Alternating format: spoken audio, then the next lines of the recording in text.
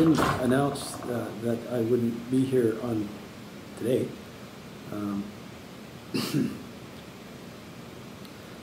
Partly because I thought I might be able to make it, but anyway, the plane left too early, so I had to do this video version. And I think it'll be available not just now, but it may be on the website too. I don't know how these techie guys do these things, but there we are. And those of you who were not in the class on Tuesday, you just come by my office and I'll give you your test back. I'll send out an email to that effect as well. Okay, well, chapter 17 of cruelty and pity, and if it is better to be loved than feared, or the contrary.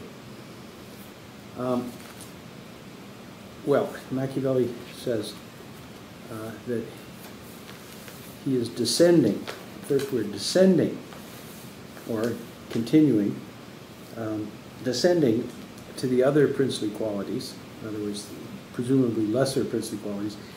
Every prince ought to desire that he be reputed to be full of pity and not held to be cruel. Nevertheless, he ought to take heed that he not use his pity badly. Now, to be held full of pity means to be merciful, but he shouldn't be merciful badly. Now, what does that mean? How do you use pity badly? Well, the example of Caesar Borgia indicates, by comparison with Florence, that it's possible to use cruelty well and pity badly. Borgia's cruelty repaired the Romagna, you remember the story of Ramiro de Orca, by reducing it to peace and faith, in this case meaning loyalty, through the use of cruelty. And then he got rid of Ramiro de Orca in that spectacular way by leaving him in two pieces in the piazza. Florence, however, in contrast, through an excess of pity, let Pistoia be destroyed, and that was more cruel. So the argument he wants to make is that if you try and have a reputation for being merciful, the result will be, in the end, an increase in cruelty because it doesn't work.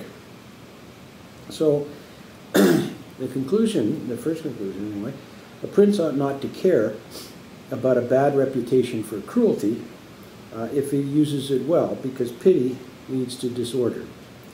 And that then leads to even greater cruelty because you have to restore order.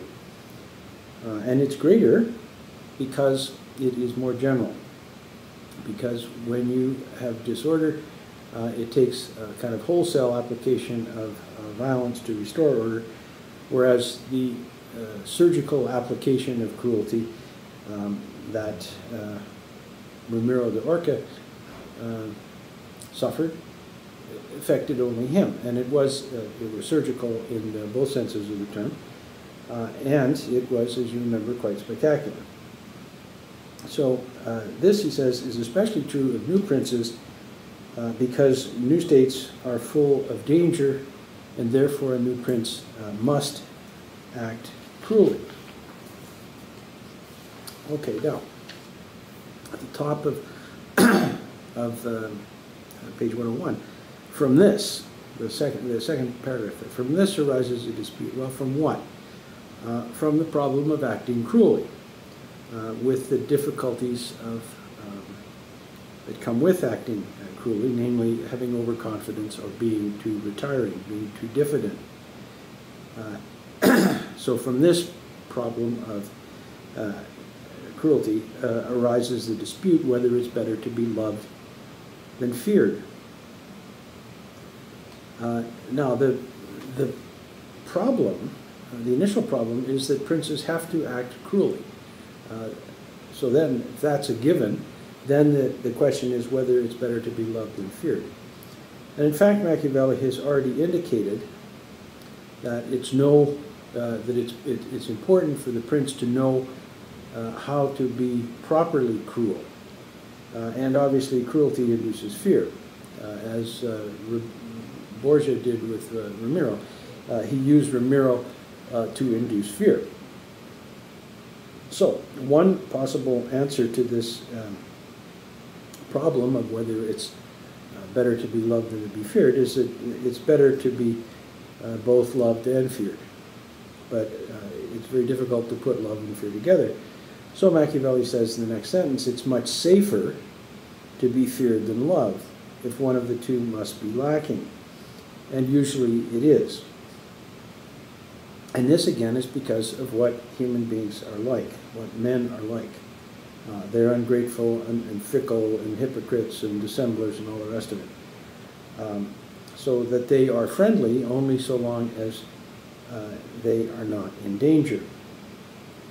And he goes on, another one of his famous remarks, for friends which one acquires for a price, and not with greatness and nobility of mind, one merits them, but one does not have them.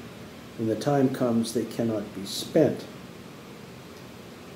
Well, if you buy your friends, and you don't acquire them because of the greatness of your spirit, then they are not really yours. They're bought, but they're not owned. They're rented friends. They're temporary friends. They're friends who are there so long as you're picking up the tab for their beer. So, don't trust men's words. Besides, he says, men will not hesitate to offend one who is loved, but they will hesitate to offend one who is feared. And here, offend means to harm. So you're not afraid of harming somebody who is loved, but you sure are afraid of harming or trying to harm someone whom you fear. Because he says, love is broken by utility, but fear is maintained by dread. Dread of what? Dread of punishment. And punishment, this dread of punishment, never abandons you. And I mean, there are good reasons for that too.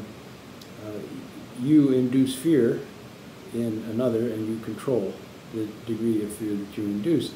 Whereas love depends on reciprocity, and you cannot command the love of another. This is true even in sort of, boyfriend-girlfriend or boyfriend-boyfriend relationships, or girlfriend-girlfriend relationships. We mustn't be exclusionary here. But love, whatever the mix and matching is, cannot be commanded. It has to be voluntary, and that's why it has to be reciprocal. Whereas fear is something that you can impose all by yourself. Okay, then he says, nevertheless. The bottom paragraph on 101, nevertheless, another nevertheless. In other words, despite the superiority of fear, it has a correct way of being applied. Nevertheless, the prince ought to make himself feared in such a mode that if he does not acquire love, then he avoids hatred. For being feared and not hated can go very well together.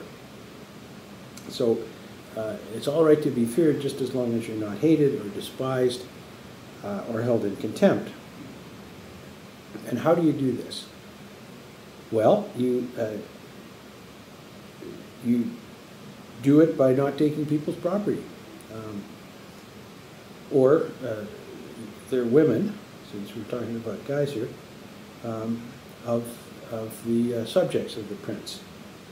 And if, he says, if you must proceed against someone's blood, you should have a suitable justification and a cause that is visible. But do not take men's goods, because it's easier to forget the death of your father than the loss of your patrimony. The bottom of 101. Above all, he should himself abstain from the goods of others, for men forget more quickly the death of a father than the loss of patrimony. Now that, that's always seemed to be extremely cynical, but you think in recent times, in this province even, to say nothing of the federal government, when Premier Stelmach increased royalties, he gained the undying hatred and contempt of everybody in this city who owed their livelihood to the energy business. And besides, he says, once you start taking property, it's easy to continue, and that increases your hatred. But occasions when you have to kill people are more rare, and therefore they quickly disappear. But when it comes to commanding soldiers, you shouldn't care about cruelty at all. And remember, the one thing that a prince must be good at is commanding soldiers.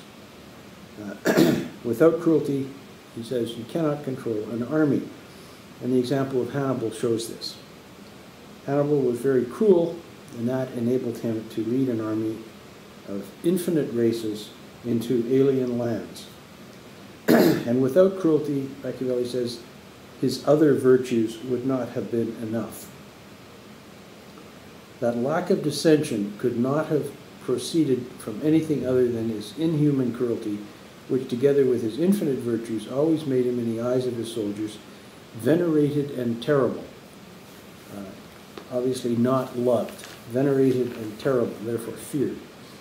One is reminded of course, General Patton, or General Sherman in the American Civil War, who was feared, both of whom were feared with good reason, and they were the most successful, at least in terms of combat, victory-seeking, victory-achieving generals in two very large armies. Okay, so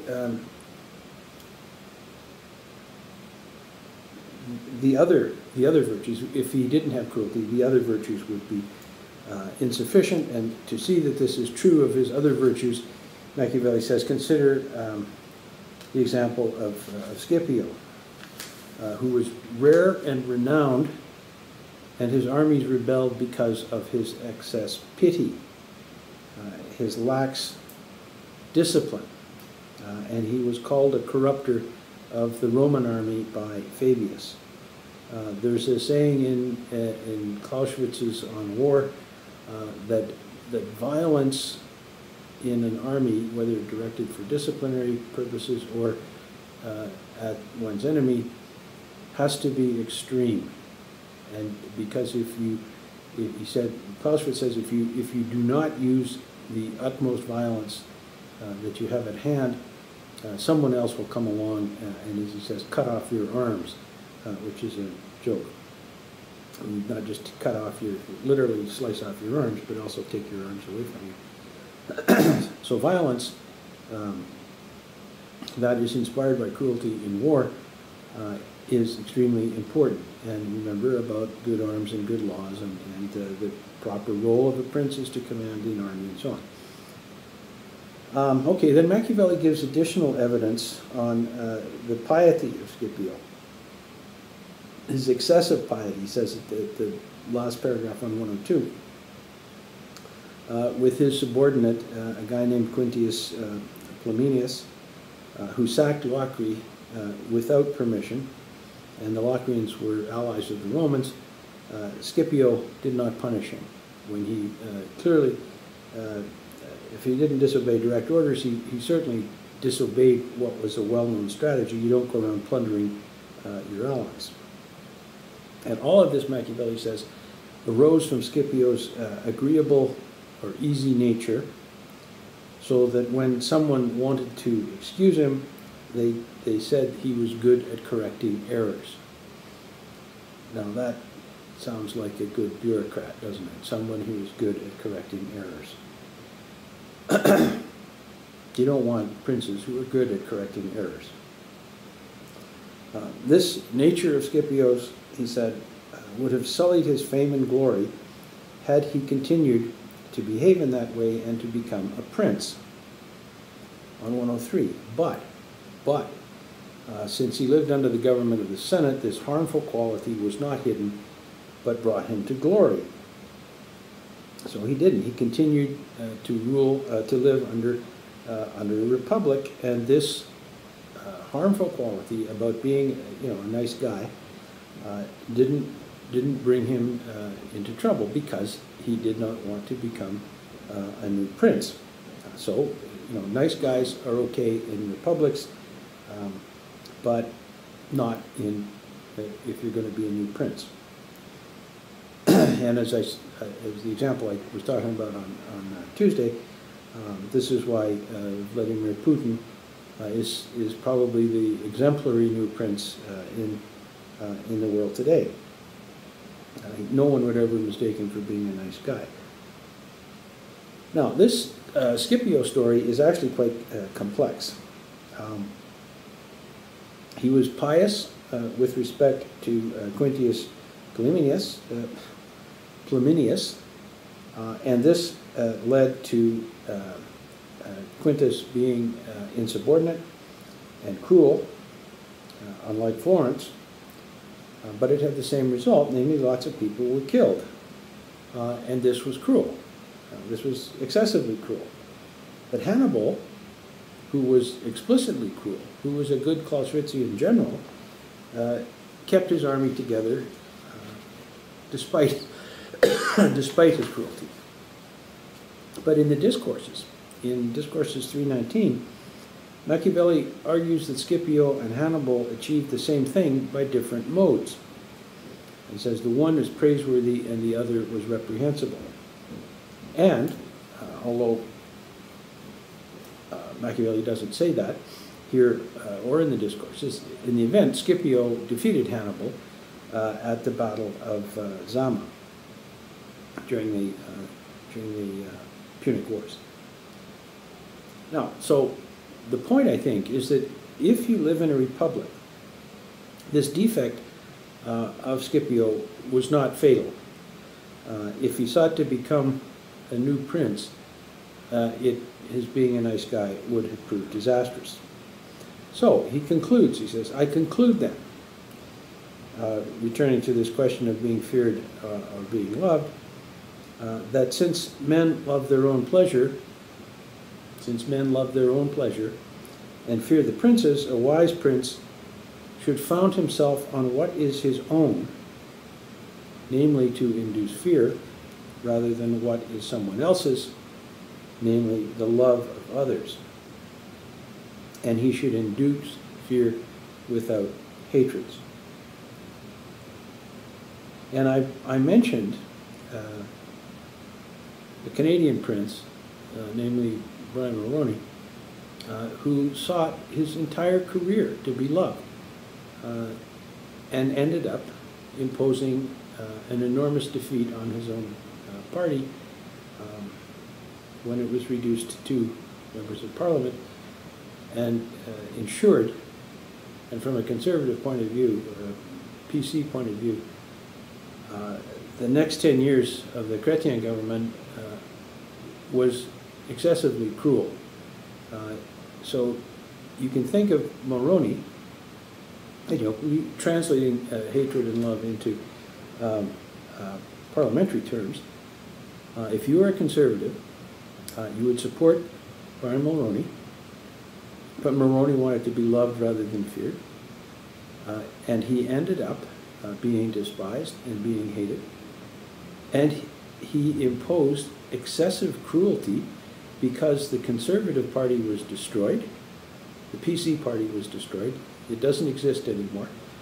It opened a possibility for Preston Manning to begin the Reform Party, and then it took 10 years through a whole bunch of machinations with the Alliance and the Stockwell Days leadership of the Alliance, and then new Prince Steve coming along with not quite with the cruelty of Hannibal, but with a certain single-mindedness that resulted in the creation of the new Conservative Party, or the Harper Party, and the end of the cruelty of being ruled by Liberals. You know, again, looking at this from the point of view of Brian Mulroney's party.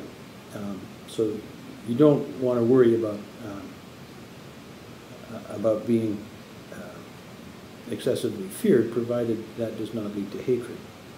And we'll see whether or not in the next election, whether Stephen Harper is merely feared or whether he's hated and held in contempt as well.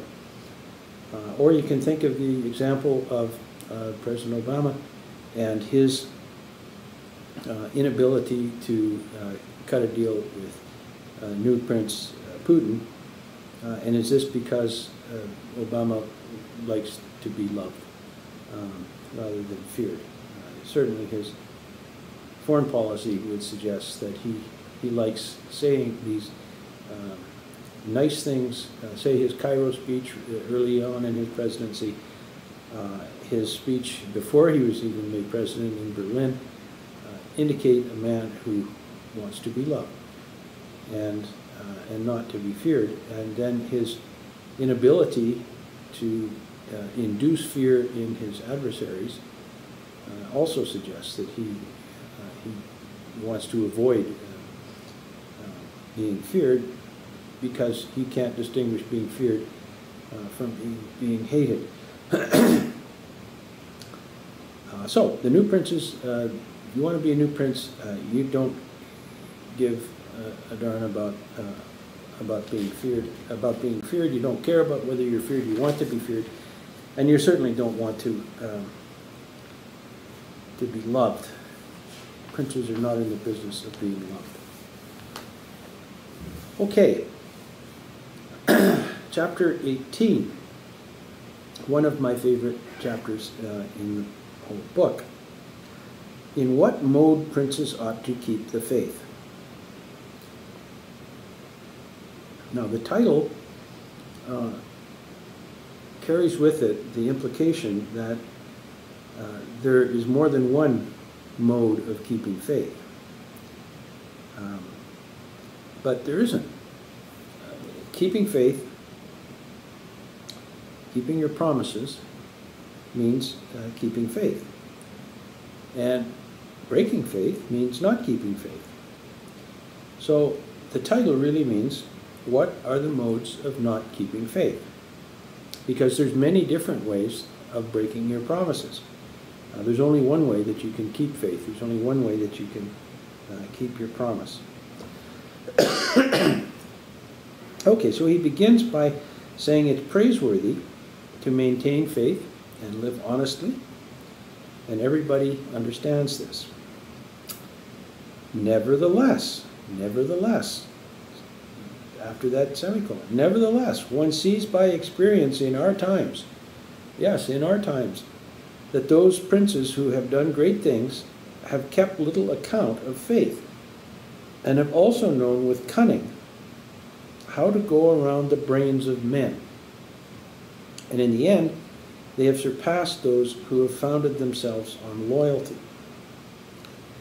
Okay, nevertheless, men who do great things in our times, and I would say in any other times, use cunning, and they use it to go around the brains of men. And they have surpassed those who have founded themselves on loyalty. So cunning is opposed to honesty or to integrity, and cunning is also opposed to loyalty.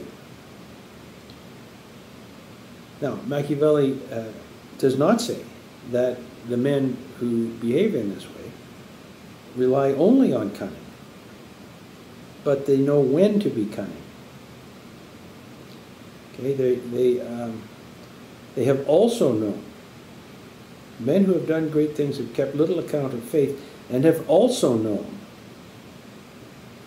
also meaning know when, with cunning how to go around the brains of men. So you never rely on faith. That is obvious, but you use it. You use faith. You use trust. And it's interesting, Machiavelli here uses the word brain. to go around the brains of men rather than the minds of men or the souls of men. And then finally, cunning, not integrity or loyalty, is the virtue that allows you to know when to break faith. I mean, it's not that you ever really keep faith. You keep it, if you're going to use it, if you're going to use the reputation or the appearance of keeping faith, that's not really keeping faith. That's not really being honest. But if you're cunning, you'll know when to break faith. And that's good to know. Okay, so you don't keep faith, but if you have, and it's kind of like, this use of cunning here is kind of like what prudence was earlier. It's knowing when to act in a certain mode, and rather than just be virtuous or just always tell the truth, or if you say something that you're going to keep, you keep your word, that you do it, and so on. Okay, next, second paragraph. You meaning you readers, ought to know there are two kinds of fighting. You ought to know that. Okay. One with the laws, the others with force. So war is more important than peace, which is why cunning is so important. And so cunning is involved when you fight with the laws or you fight with force. Now, remember about the relationship between good laws and good arms. So fighting with laws, Machiavelli says, is the fighting that is proper to human beings. And the second, fighting with force, is what beasts do. But the first, he says, fighting with laws is insufficient, so you must learn to know how to use the beast. The first proves, fighting with laws proves many times to be insufficient. One must needs resort to the second. Therefore, it is necessary for a prince to know well how to use the beast and the man. Okay. But then the question is also there, maybe it means you have to be a beast. How can you use, what is it in you that allows you to simply use the beast rather than be one? Well, he says, the old teaching, therefore it's necessary for a person to know how well to use the beast and the man. This part has been covertly taught to princes by the ancient writers. So the ancient writers and the old teaching was covert. Achilles was taught by one who was half man and half beast, the centaur Chiron, who took him under his discipline. Now, Chiron, according to Greek mythology anyway, taught the arts of hunting and riding, but also of healing and music. And all of these, at least for the Greeks, were linked, especially healing, which is a kind of hidden teaching about half men and half beasts. And because healing is mostly concerned with bodies, healing in a way is akin to ruling like a new prince, because it's concerned chiefly with your body. It's a kind of you can think of healing as dealing with brains rather than with souls. So you can, or thinking of souls as if they were sort of body parts. Sometimes one should think of the so-called helping professions, like medicine and social work and these other things, as ways of exercising power over bodies, or of treating souls as if they were bodies. So you treat people by injecting various kinds of drugs into them in order to, Ritalin for kids that are, pain in the butt in classes. is a way of controlling them. And it's, you say it's good for you, and you won't be, it'll treat your various disorders, and so you'll behave yourself. Well, that's not really dealing with their soul, it's dealing with their mind or their brain as if it was just a body part. Okay, so healing is, the way Machiavelli is trying to suggest here, healing is kind of like what social workers do, or what physicians do today when they treat you with drugs, rather than treat you by discussing, what's the matter with your life. Okay, so this old teaching was covert, but Machiavelli is going to be explicit, overt. And the summary is that the prince must know how to use the beastly part of human nature. And he says the old teaching required a preceptor, a teacher, who was half and half. The new teaching, which is about to be disclosed by Machiavelli, is a discourse about these two natures. So Machiavelli is not claiming to be a centaur, a half man, half beast. Centaurs had the bodies of horses, and from the trunk up, they looked like humans. So Machiavelli is not claiming to be a centaur like Chiron, but he may be claiming to be half and half in another sense, a sexual sense of combining the masculine and the feminine, or virtu and fortuna, in his teaching, and certainly the centaurs were very masculine. They were often depicted as basically as being rapists of female humans.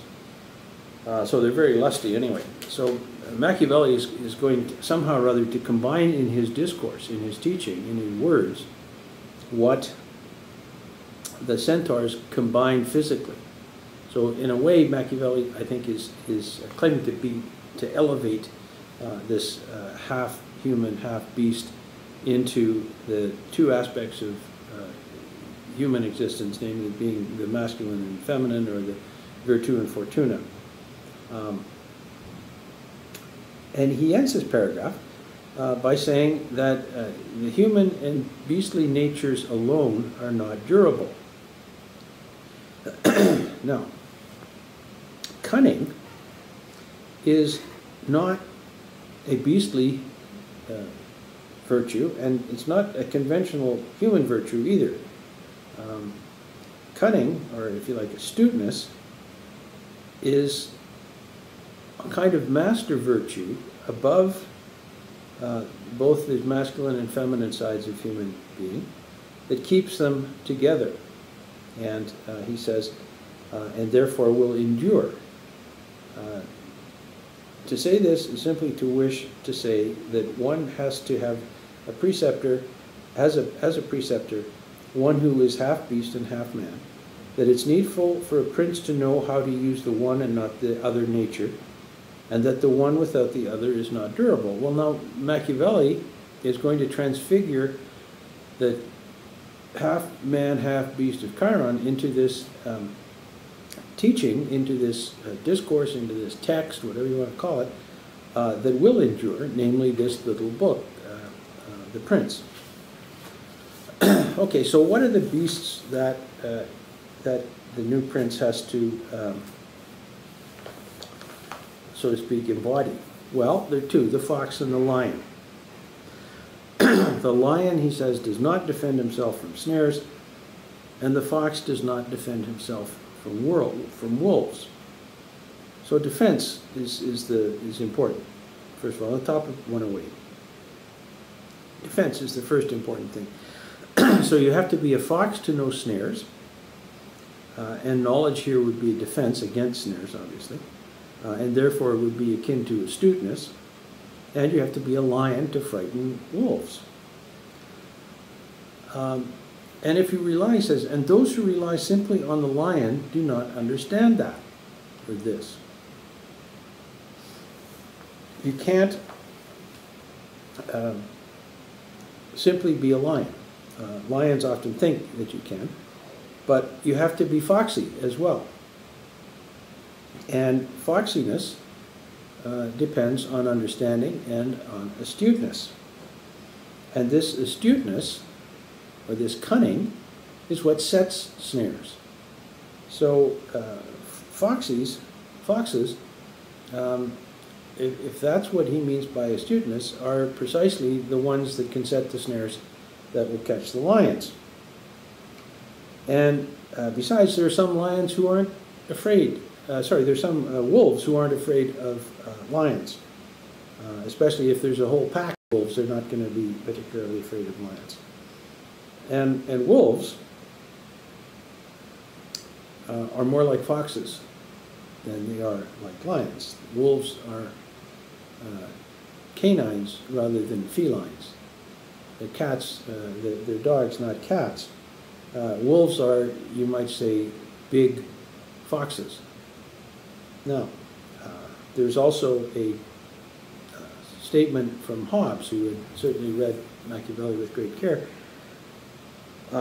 In Latin, lupus est homo homini, man is to man a wolf. So human beings treat each other like wolves.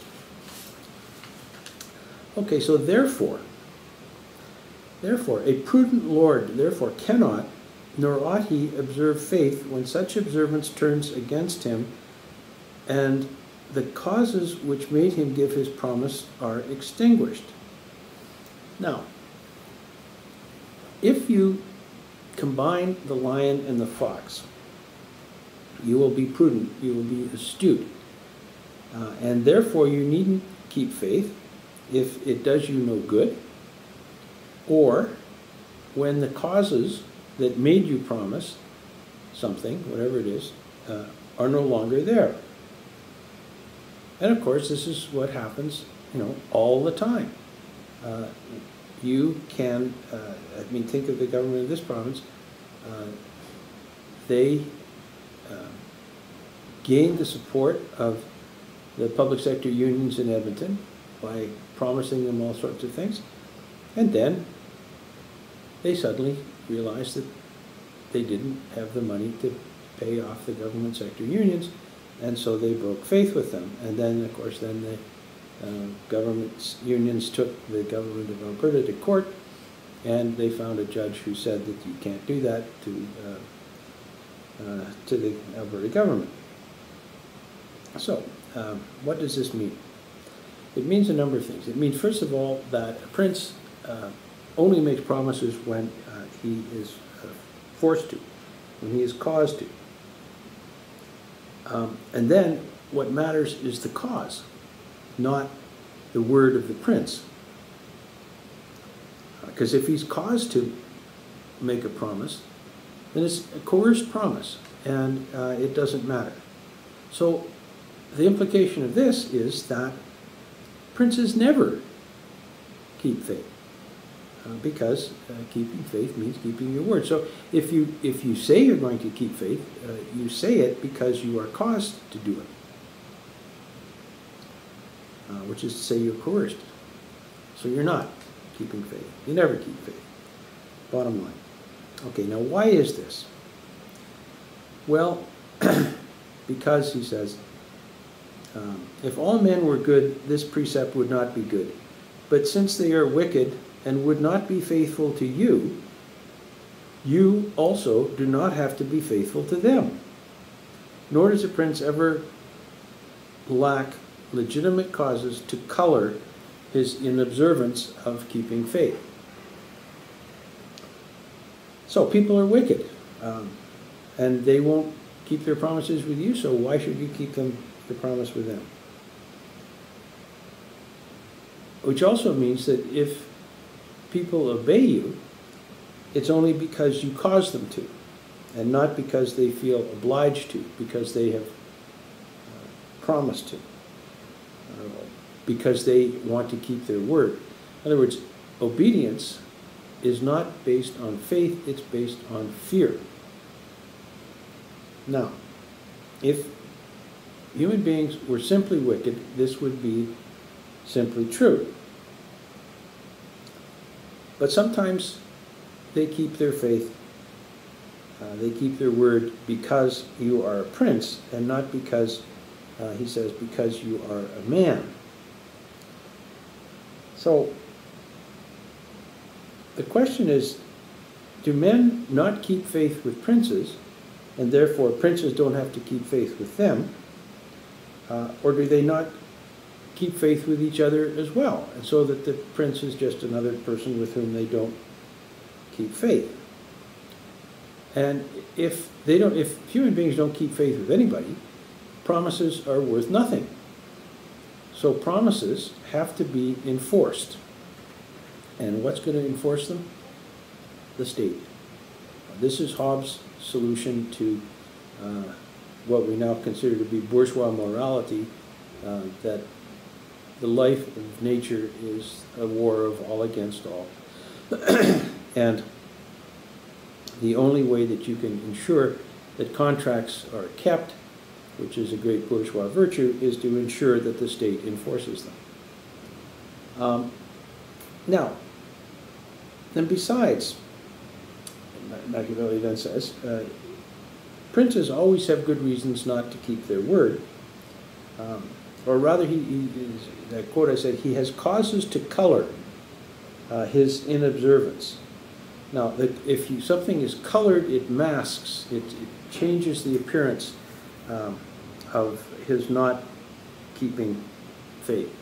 To color is to change the surface of something. And there are plenty, he says, there are infinite modern examples of peace treaties and of other promises broken by princes.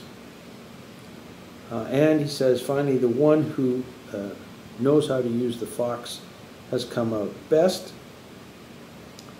And further, it is necessary to know how to use this nature. Now, this is a very subtle point that becomes central in a lot of a lot of modern philosophy, but it's simple. Modern philosophers make a big deal of it, but it's not such a big deal. You have to not only be a fox, or if you like, inherent in foxiness is that you're not just a fox. Because he says you have to know how to use your foxiness. And since foxes know, they know how to avoid snares, now Machiavelli is saying that a prince must know foxiness. And foxiness is a kind of knowledge. In modern philosophical language that everybody thinks is so profound, he is saying that princes must be self-consciously foxy. They must know that they know. It's not enough just to know how to avoid snares, as if it's some kind of instinct. You have to know that you know how to avoid snares. You have to know that you are the kind of prince who can avoid snares. You have to be always on the lookout for snares. And that obviously means as well that you know how to set snares. Because what better way of avoiding snares than knowing how to set them? So that means then also that you have to color your inobservance. You have to color your foxiness. So if a prince who uses the nature of the fox, who uses foxiness, knows that he has to hide what he knows. So if to the extent that foxiness is a knowledge, it's never going to be simple.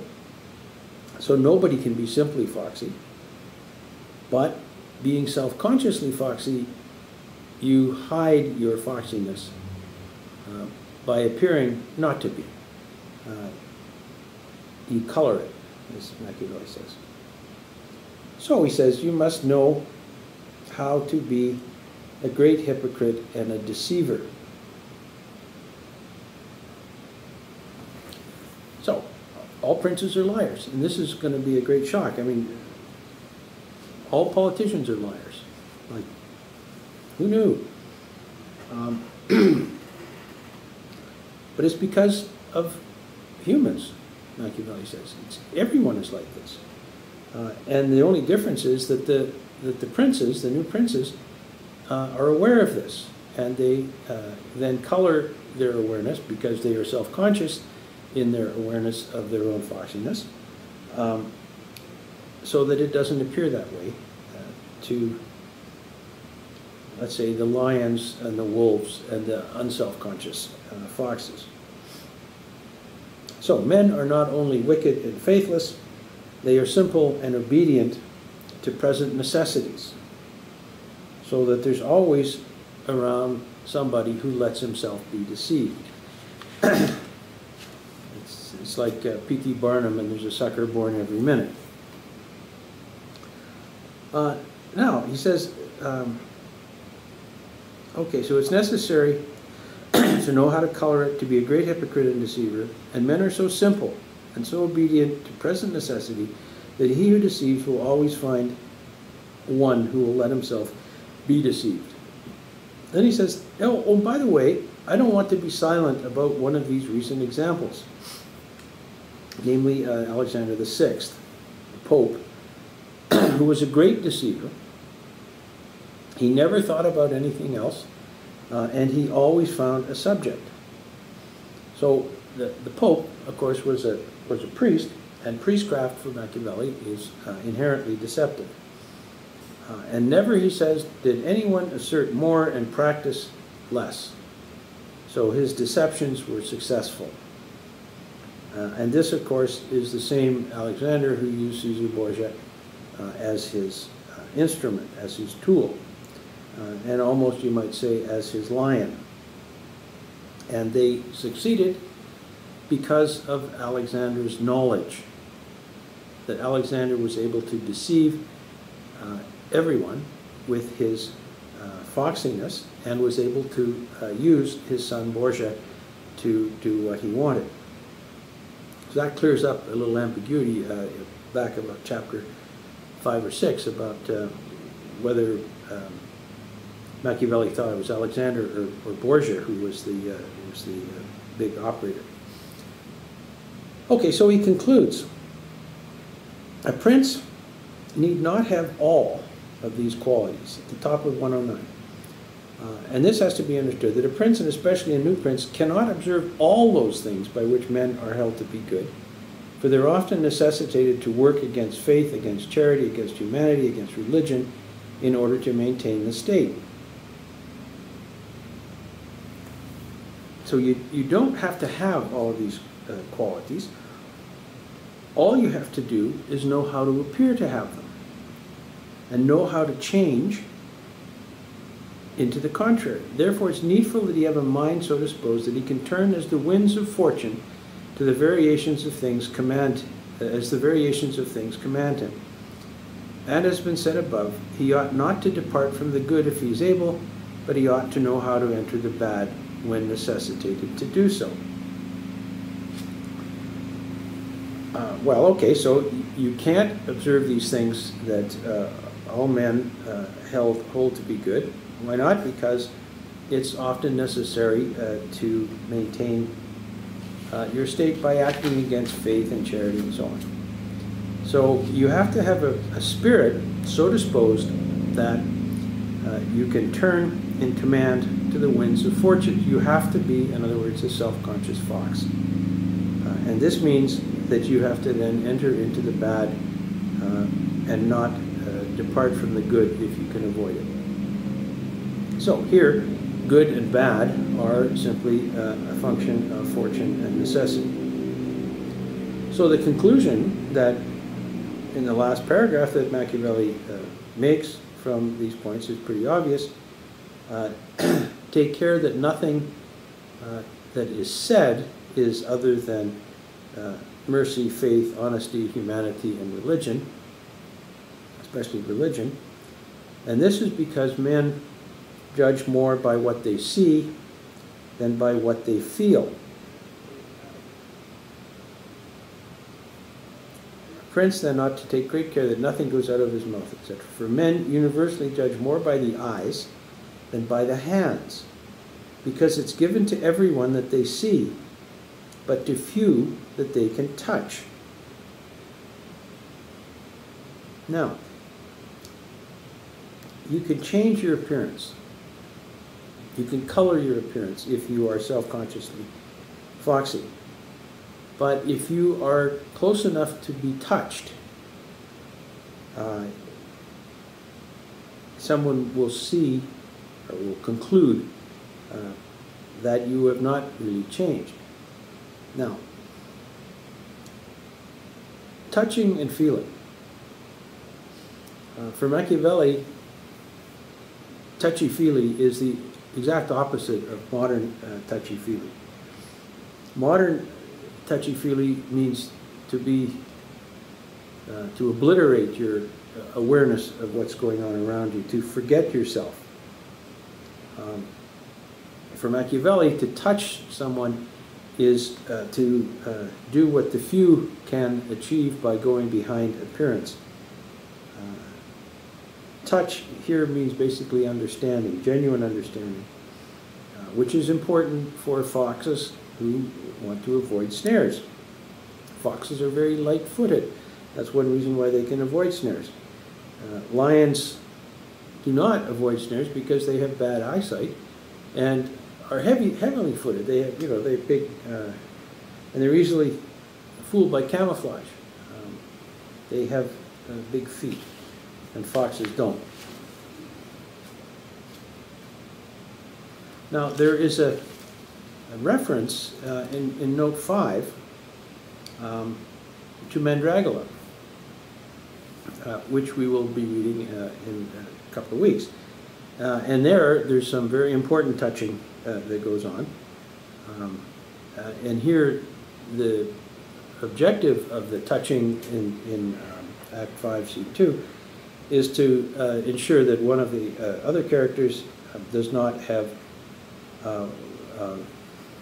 VD, or what we now call a sexually transmitted disease. But in general, touching arises only when you're in proximity, and sometimes even in equality. There's also a very funny letter that Machiavelli wrote when he visited a Roman brothel, and the question arose about touching in the dark what he could not see, and his great surprise at waking up the next morning and seeing just how, let's say, unbeautiful the person with whom he had been touching the night before actually was. This gave rise to, sometimes said that Machiavelli then is the originator of the expression coyote ugly, which is a very sexist term, and I apologize for it, but Machiavelli is that kind of guy. You would chew your arm off like a coyote does in a trap, rather than move your arm and wake up this very ugly prostitute. Okay, so everyone sees the top of 109, or the middle of 109 rather. Everyone sees what you seem to be, but few touch what you are. And those few will not dare to oppose themselves to the opinion of the many who have the majesty of the state defending them. So literally, everyone sees. Seeing touches everyone. He says, seeing touches everyone. Touching touches few. So everyone can see what you seem to be, but few can touch who you are.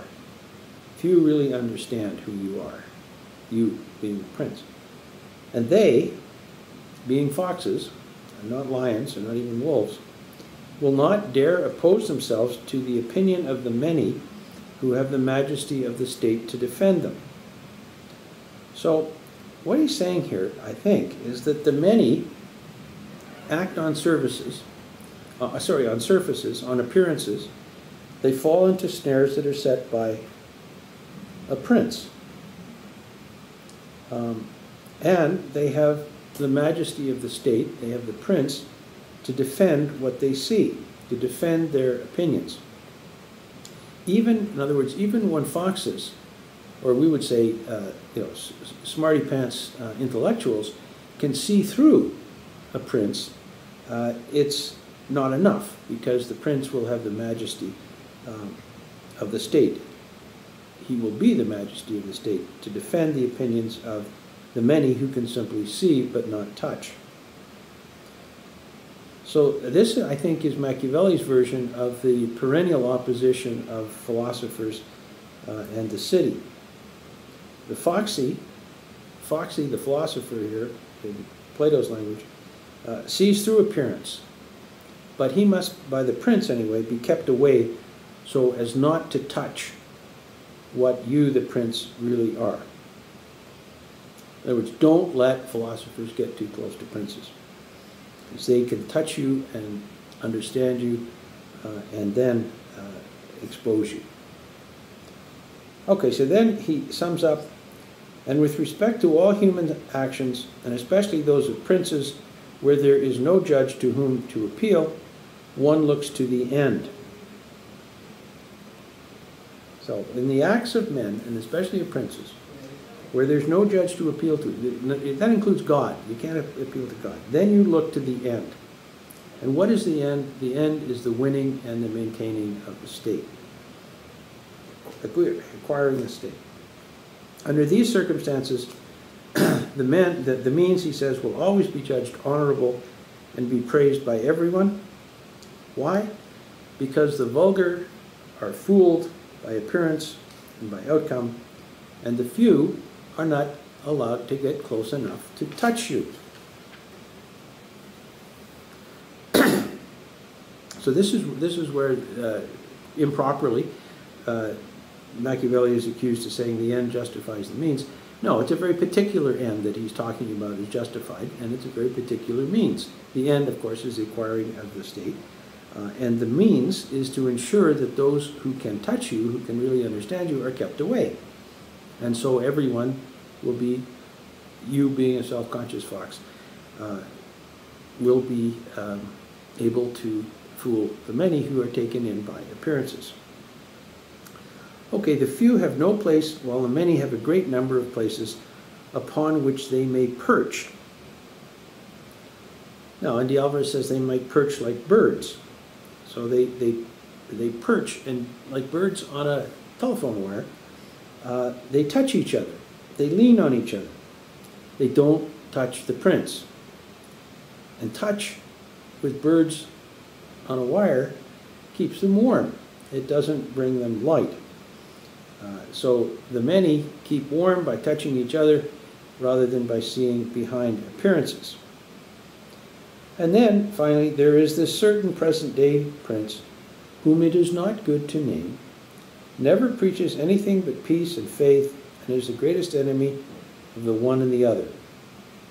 And the one, as well as the other, if he had observed them, would many times have taken from him either his reputation or his state. So there's a certain present-day prince, and he probably has Ferdinand, the Spanish king, in mind. Never preaches, like a priest, anything but peace and faith, and is the greatest enemy of both. And if he had been peaceful and faithful, rather than simply talk the talk, he many times would have lost either his reputation or his state. So the final example is of a fox and a lion, because Ferdinand does not keep faith, and therefore is foxy, nor does he keep peace, but like a lion, he makes war. So this, I think, gives us a clue as to the kind of savior prince Machiavelli is looking for. It will be somebody like Ferdinand, who combines in his own person the attributes of a lion and a fox. Now, what I would like to do, since this is the end of chapter 18, is ask you to read it again, and if you have any questions, either of 18 or 17, we can devote some time at the beginning of the class on Tuesday to discuss these things. These are 17 and 18 are I think some of the funniest chapters in the book, and they're